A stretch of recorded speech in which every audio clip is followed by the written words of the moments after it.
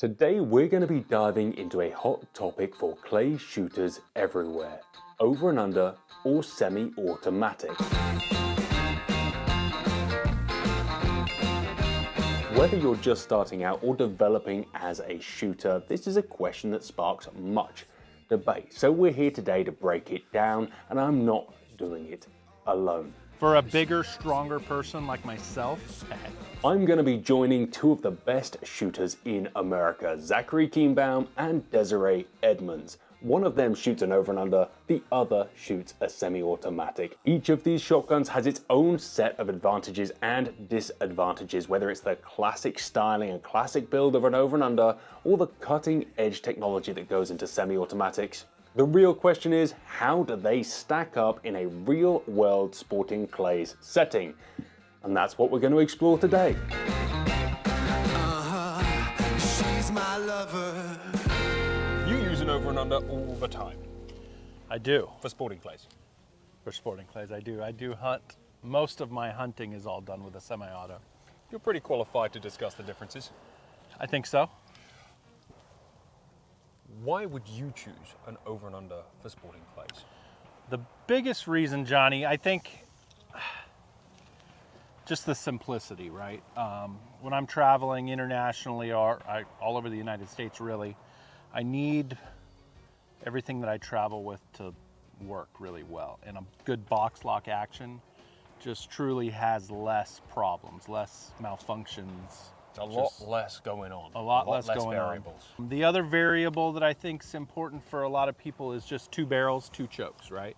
Shooting two different distance targets gives you some leeway on what you want to put in there. I think that's a little bit of an advantage. But just the simplicity and ease of use, easy to clean, and in our travels, just less to break. Yeah, you're allowed that pretty much in every country that shoots. Correct. Which is real nice. Yeah, that's an aspect that I didn't bring up, is just, there are some countries that semi-autos are not allowed. Do you think that weight is an advantage for sporting clays? For a bigger, stronger person like myself, Alpha Just kidding. male looking. for somebody bigger and stronger, I definitely think a little more weight between your hands is a big advantage on longer targets where you need that fine, right? controlled move. Definitely, I prefer some weight. I need all my competition guns are over 9 pounds. It seems to be like that's the recipe for success, right? A big, heavy gun, like most of the champions are shooting 8.5 pounds and up. Yep. Lots of it in the middle, fairly neutral balance. Correct. And that's Correct. not impossible to get with a semi-automatic, but that's Right. not how they come out the box. Correct. Light them up for a sec, we'll carry on. Let's try it.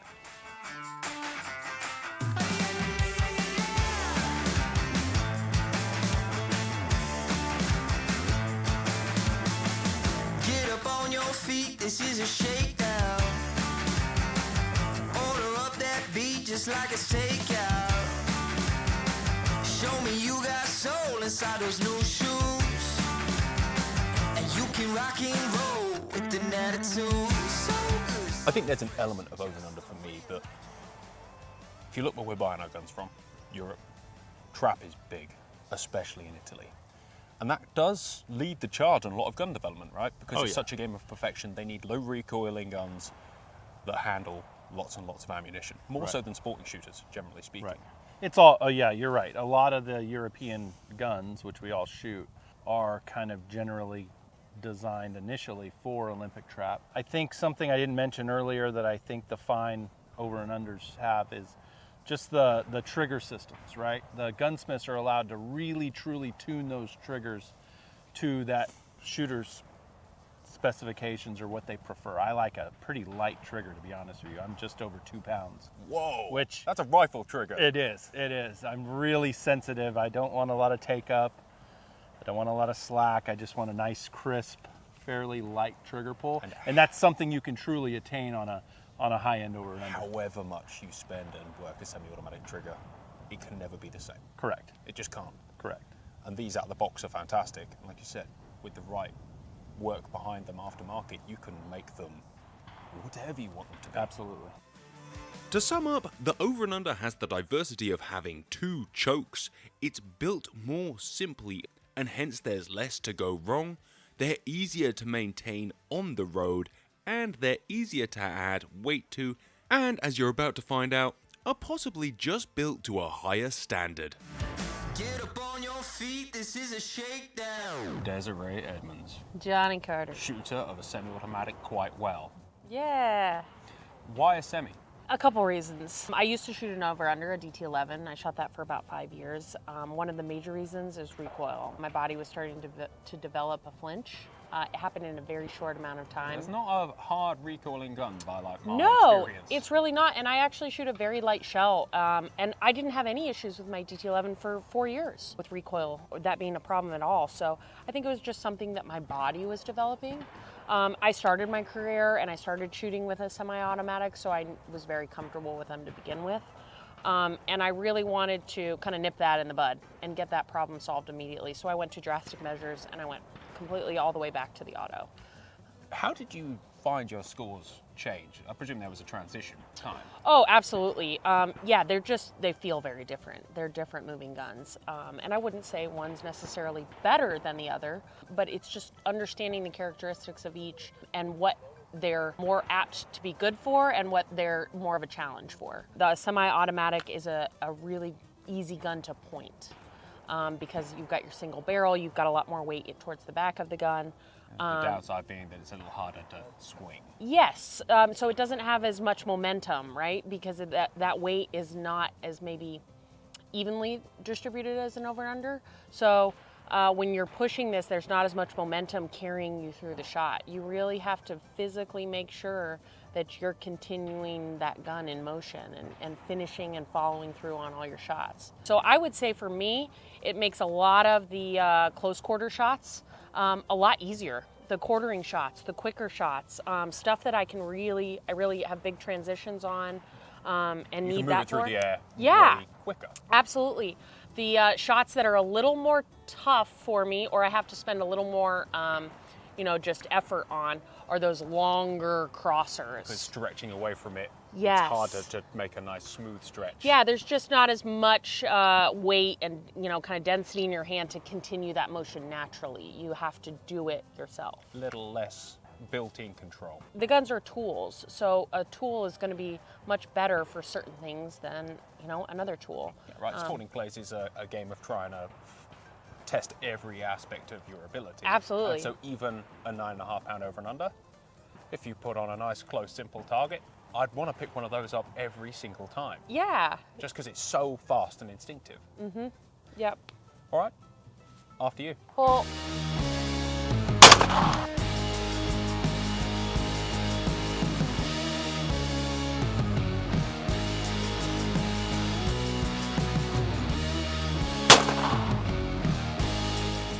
The big upsides on the side of the semi-automatic are reduced recoil, reduced weight, and increased pointability and speed.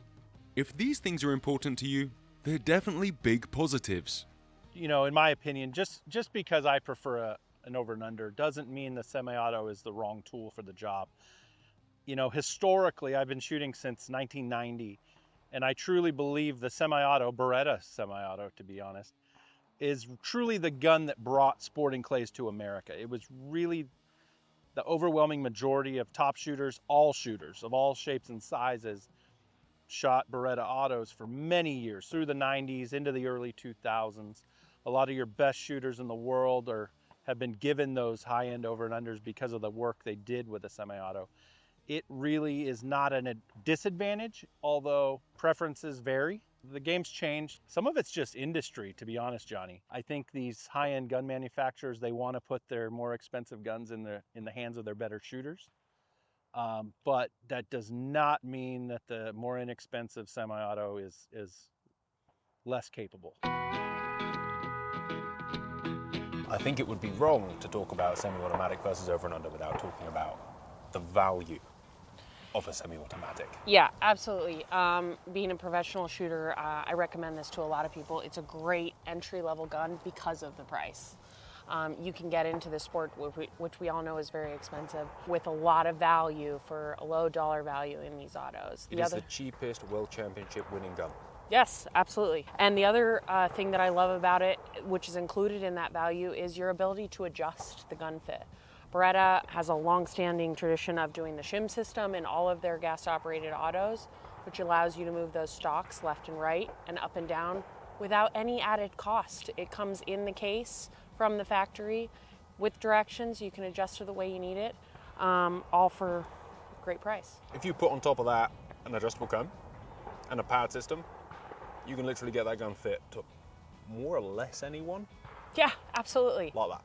Yeah, and when you first start, right, you're working on your gun mount, and you know, as you get into the more competitions, you're kind of making those fine-tuned adjustments, and you can do that to this gun for very, very minimal cost.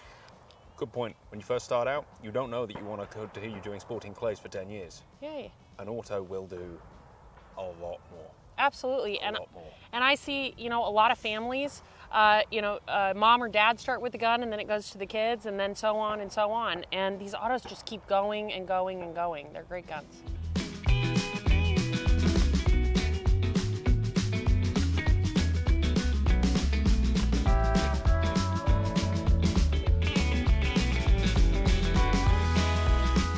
Guys, I guess the bottom line is that it doesn't matter too much as long as you're happy shooting what you're shooting. I agree. You got to be happy with and comfortable with.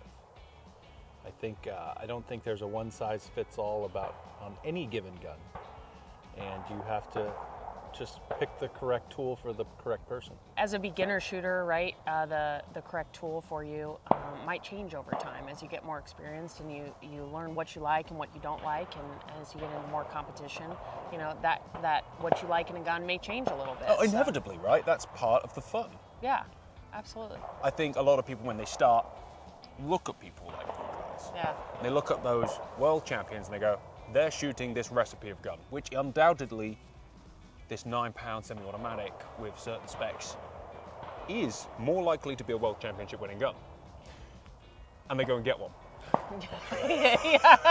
Yeah. And often that's not a good decision. Yeah, it's definitely the shooter behind the gun that makes the score, you know, put on paper. But what the pro levels, a lot of the pro shooters out there actually started with an automatic, you know. So what they started with and what they shoot now are not the same gun. They've gone through an evolution in their own career, and like I said, they kind of learn what they like, what works better for them, what tools are more apt for their style of shooting. For me, and this is completely superfluous to the actual good information you guys have given, over and unders are just nicer. I mean, they are. They are. It's like all the fine gun making stuff is right there. You know, the over-unders are very pretty, I will admit. They have a good, you know, they're good to look at.